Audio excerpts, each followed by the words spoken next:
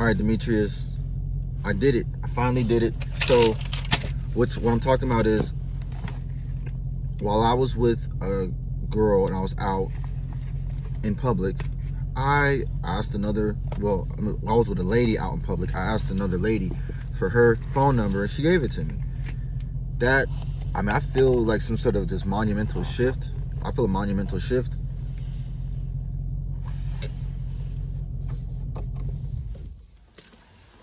because for whatever reason, in my mind, I was telling myself that if I'm out with a woman, I can't speak to other women or I can't approach other women. And that's like some guilt or some hang up or some shame about like, oh, what if, I do something that's against my moral code with this other woman. And the truth of the matter is, I was like, that was one thing, but then I was also thinking like, what would the woman that I'm currently with, what would she think? And truth is, unless she tells me what she thinks, I would never know what she thought about any of the situations that we encounter in public. Secondly, I would never do something that was against my own moral code. Otherwise, it wouldn't be against my own moral code. So I broke that mental barrier in my mind by meeting this woman, which the woman I was with, the lady I was with, she introduced me to her. And I was like, you know what? I feel like I want to communicate with her, ask her for her number, talk to her. I asked her for her number. She gave me her number. And then I just went about my business. And the thing is, I have a vision for my life. And if my life, I make a decision, that decision is in line with my vision. So me telling myself, oh, I want to go do this, but then I can't because of this other person, is giving this other person control of my destiny, control of my future, which as a woman is not what she wants. She wants me to be in control of my own destiny and future and fulfill my own vision. So for me to be like, well, what if I offend her by talking to this woman who I feel I want to talk to? I've already offended her in practice because I haven't followed my vision, which is much more substantial than a conversation with a woman in public, right? So, or in private, right? If I have her phone number and I'm texting her, that's a private communication, right? To my phone. So, anything that I do must be in line with my vision, and it is aligned with my vision. That's why I do these things. Now, the consequences of other people, I can't control how other people feel. However, if they are also in line with my vision, then they will feel the same way that I feel, or at least a similar shade of how I feel.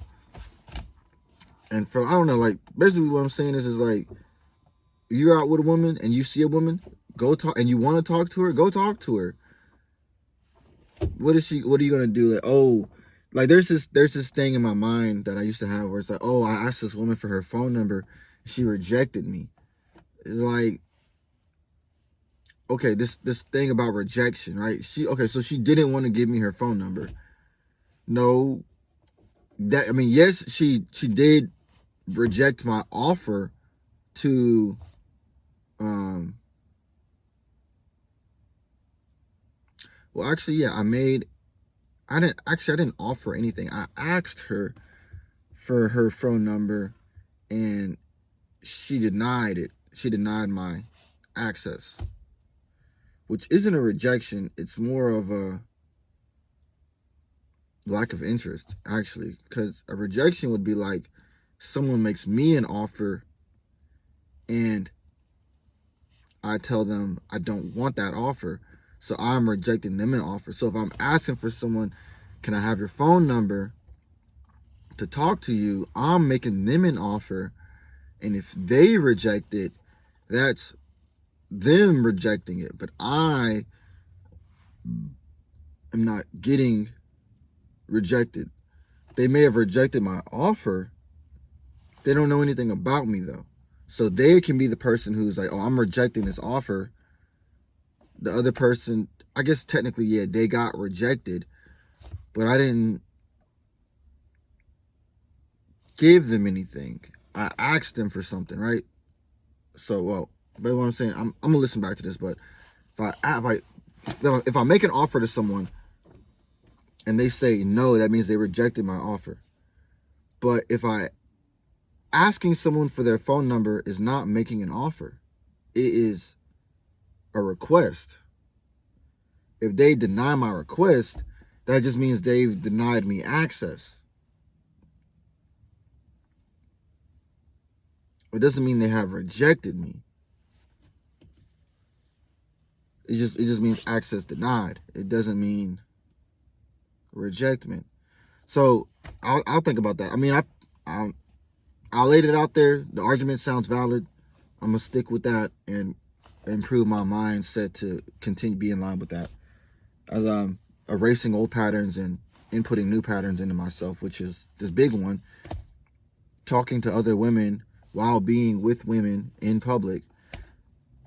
Women have so many opportunities to offer, like contacts, connections,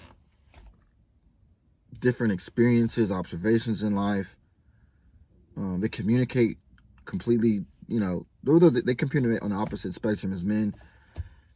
And for me to be like, let me just cut off half the population and not talk to them while I'm with a woman is foolhardy, because I need all the compassion and empathy I can get in my journeys. So there's that. And then there's also like, I have all this life experience from like growing up where my mom has told me, she's like, oh yeah, Cameron. Well, she would say Cameron, but for all of you out there, it's Demetrius. She's like, yeah, Cameron. Yeah, I'll be out with your dad, and he would talk to everyone. And I'll be like, do you know those people that you were just talking to? And he would be like, no, I just met them in that moment. So the other thing is like, I'll be convicting myself of doing something guilty or against my moral code before I've even done so. So it's like I already had like guilty intentions when I don't have guilty intentions. I have intentions that are in line with my vision for my life. So I'm going to follow those intentions. So it'll be like, oh man, I'm about to do something disrespectful by talking to this person. What? That's preposterous.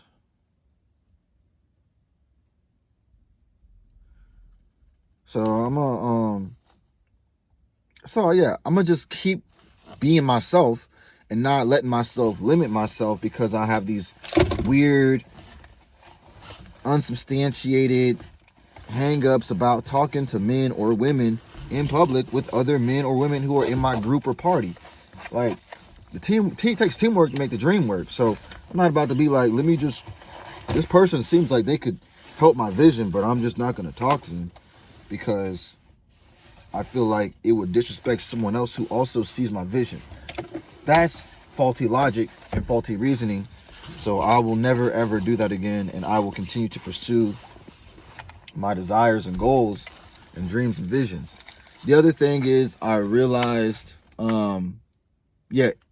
whether someone is for or against my decisions, they're still my decisions to be made by me, and I'm totally responsible for them because I'm a man of integrity who's responsible for all of his actions. So the other thing is that if you write down notes about what you're going to say to somebody, and then you feel like you have to practice them to say them, you could just write the notes down and just say them in front of them off of the card. You don't have to be like, I have to memorize this, because they're going to remember what you said either way, right? They're going to remember what you said. So even if you read off what you thought about writing, it just shows that you actually thought about what you were saying. Not just you're not allowed to write down what you're about to say in a conversation with someone and say it. That's also like another hang up. It's unsubstantiated. Other thing is that when you're paying your bills, man, even if you can't pay your bills, you can pay at least $5.